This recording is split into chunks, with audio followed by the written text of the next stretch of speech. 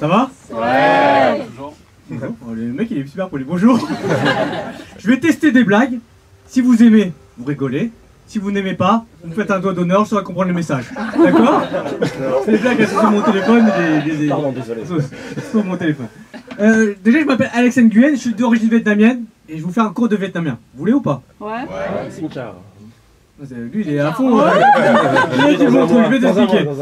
Donc, le vietnamien, c'est une langue très tonique. Changer le ton, ça change le sens du mot. On va apprendre à dire merci. Ça se dit Kameng. À vous? Kameng. Pas mal, pas mal. Monsieur tout seul? Kameng. Ah, je vous promets, il a bridé ses yeux pour le dire. Trop d'intégration tue l'intégration. Voilà. Maintenant, vous allez battre du vietnamien pour aller au Vietnam. Comme je vous l'ai dit, je suis d'origine vietnamienne. J'aime bien le répéter souvent, parce que je sais qu'à la fin du spectacle, en parlant de moi, vous allez dire le chinois.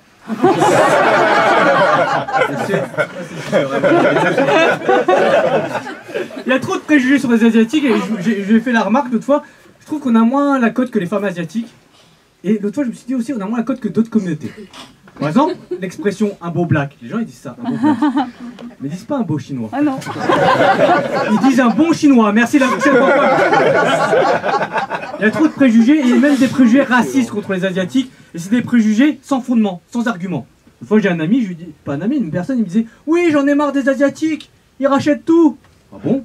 Comment ils font? C'est avec l'argent de la drogue? Non. Ils travaillent de trop, ça se fait pas. Mais en France, c'est le pays des 35 heures.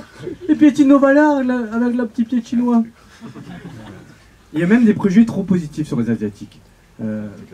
Moi, à chaque fois que je m'approche du table de ping-pong, personne ne veut jouer avec moi. Vous avez déjà joué contre un Asiatique? Non, personne? Oh, vous avez peur de perdre.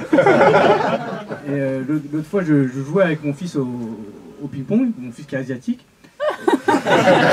Sans blague. Toi t'aimes bien participer. Tu joues pour moi, c'est ma chose. Là je m'approche de la table de ping-pong et je te jure tout le camping s'est arrêté de respirer. Comme si c'était le match du siècle, comme si c'était Brésil-Argentine. Venez voir les enfants, c'est vraiment le combat, le choc des titans. J'ai un enfant, peut-être j'en aurai un deuxième, je sais pas encore. Et pourquoi pas adopter? Mais c'est rare un asiatique qui adopte. Non mais imagine j'adopte un autre asiatique. Il y a bien un moment donné dans ma vie, je vais me dire à quel moment je vais lui dire que je suis pas son père naturel. Je pense que tous mes amis me diraient, franchement, vous ressemblez, lui dis rien, ça passera crème. D'accord? Moi j'adore mon fils et on passe vraiment beaucoup de temps ensemble. L'autre fois on était à Toys R Us, c'est un magasin de jouets. On passe devant les rayons des drones. Il fait papa, achète-moi un drone. Super cher un drone. Finalement, je lui ai acheté un cerf-volant, je lui ai dit c'est un drone avec un fil. Il dit, merci, on est passé à la caisse, j'avais acheté des toupies, des petits articles, et je demande à la caissière est-ce que je peux avoir un sac? Elle me dit oui, bien sûr, c'est 1 € le sac. C'est pour les enfants malades. Tu peux pas négocier, tu es obligé de le prendre. Tu peux pas dire malade, mais malade comment? Quel genre de maladie?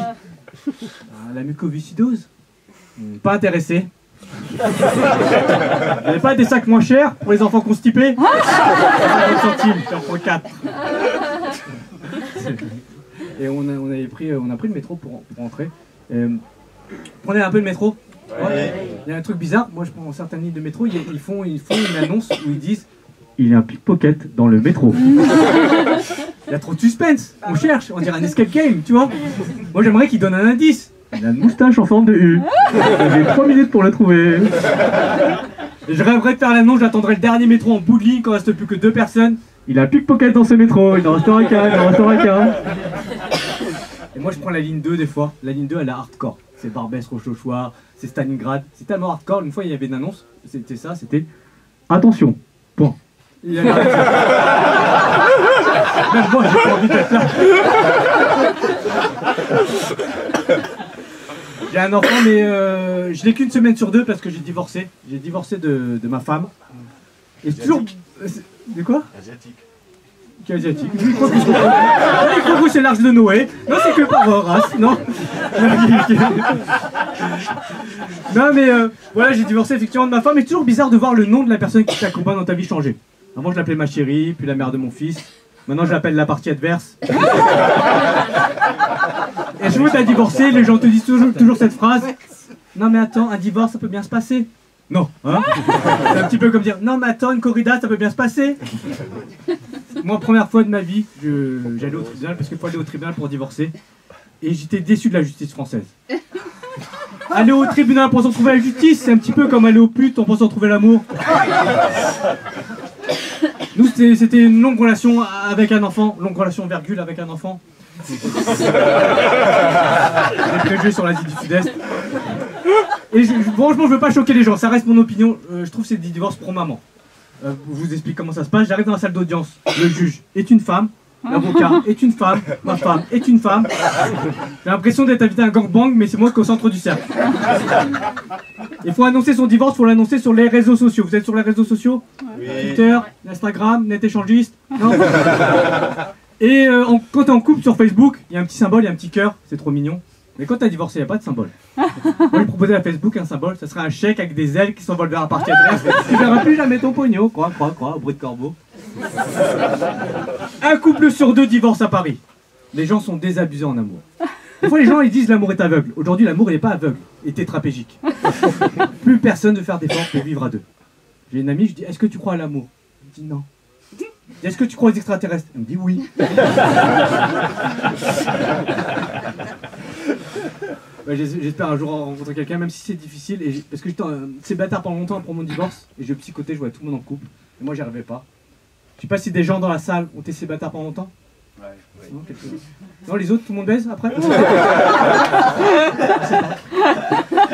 quand t'es célibataire pendant longtemps, tu vois tout le monde en couple, t'es jaloux envers ceux qui sont en couple, t'as la haine envers ceux qui sont en couple. Moi, à côté de chez moi, il y a un SDF, il a une meuf. Un jour, il vient me voir, il fait sa star, il veut me donner un conseil, je crois qu'il se prend pour le hitch des clochards. Il vient me voir, il fait t'inquiète pas, un jour l'amour va frapper à ta porte. Le mec, il a une meuf, il a même pas de porte, il me dit ça.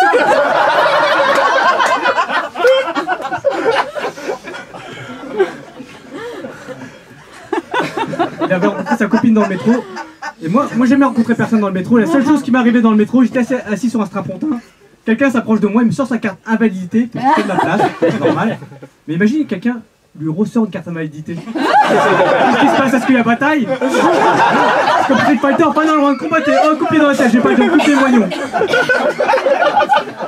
Je voulais en parler je vais finir sur ça, je voulais en parler sur les réseaux sociaux, tout ça, mais j'ai arrêté les réseaux sociaux.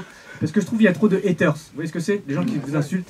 Moi j'avais fait une émission de télé, ça s'appelait On ne demande qu'à en rire. C'était comme un radio crochet pour les humoristes. Et en fait c'était diffusé à la télé à 19h et à 20h c'était sur YouTube. Et à chacun de mes passages, j'ai fait 7 passages, il y a un mec qui m'insultait. Il s'appelait Joe le cochon.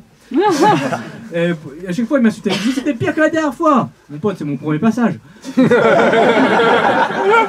Premier passage il m'insulte, deuxième passage il m'insulte, troisième passage il m'insulte, quatrième passage, rien. Je me suis pas dit je me suis amélioré. Je me suis dit il leur arrivait quelque chose. On finirait sur ça, merci à tous.